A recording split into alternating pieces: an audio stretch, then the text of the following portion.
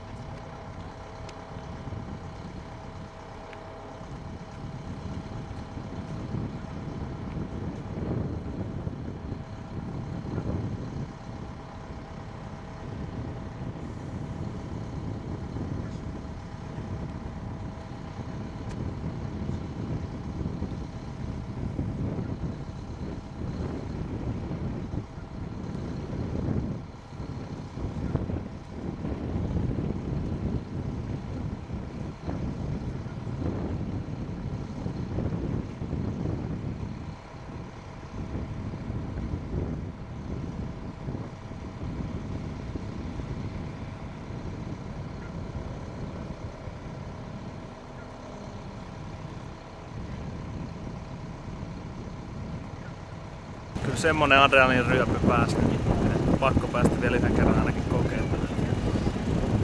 Ihan mieletöntä. Pelottiko? Joo, täytyy myöntää. Kyllä siellä pelotti siellä ylhäällä. Mutta tuossa reunalla niin kyllä se pelottaa. Et siinä ei hirveästi sitten enää mietitä, kun lasketaan 3, 2, 1. Sitten on lähettävä.